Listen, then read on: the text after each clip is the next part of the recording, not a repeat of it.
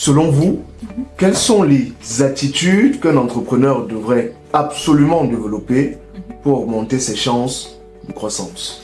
Alors clairement, compte tenu de notre environnement, la conjoncture dans laquelle on se trouve, l'entrepreneuriat est devenu... Déjà en Afrique, on pratique comme ça un entrepreneuriat de subsistance, ok? C'est-à-dire on se lance tous par obligation.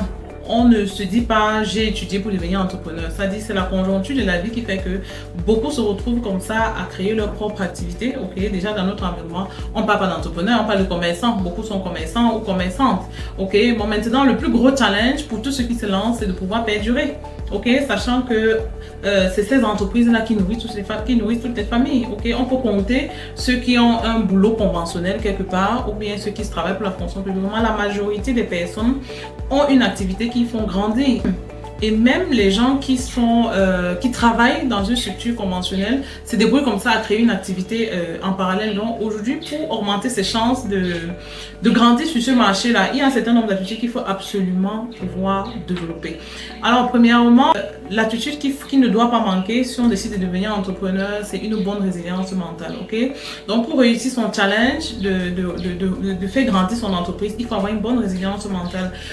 Ça veut dire quoi? Ça veut dire que dans un environnement comme le nôtre, on a des imprévus qui sont courants. C'est-à-dire que ce soit la diaspora ou un entrepreneur local qui décide d'investir au Cameroun ou en Afrique en général, il doit savoir que les imprévus font partie du quotidien de l'entrepreneur.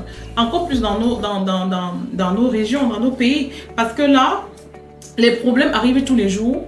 On n'a pas le contrôle sur le système qui n'est déjà pas assez stable. Ok, en tant qu'entrepreneur, vous allez voir quelqu'un facilement comme ça qui a ouvert un restaurant. Un vendredi soir, on vient vous fermer après un contrôle par manque d'un certain papier. Pourtant, c'est peut-être le week-end pour vous faire le plus votre chiffre. Ok, donc c'est des imprévus comme ça qu'il faut savoir comment est-ce que je rebondis, comment est-ce que je réagis à ça. Parce que ça, c'est très courant. Ça va arriver. Les coupures de lumière incessantes, comment est-ce que je gère si j'ai décidé de me lancer dans un secteur où j'ai quand même finalement besoin de l'énergie pour m'en sortir. Donc voilà, on a parfois le capital qui ne suffit pas. Parce qu'on a fait ces calculs sur le papier ou bien dans son tableau Excel, il y a des détails auxquels on n'a pas pensé.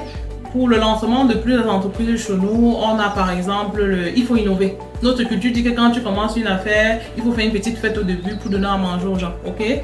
Parfois, ce budget-là, on n'a pas. Et quand on décide même de faire une fête, on ne peut pas faire de petites fêtes en Afrique. Parce que je dois penser à tel, je dois penser à tel. Il ne faut pas que tel apprenne que j'ai inauguré mon affaire.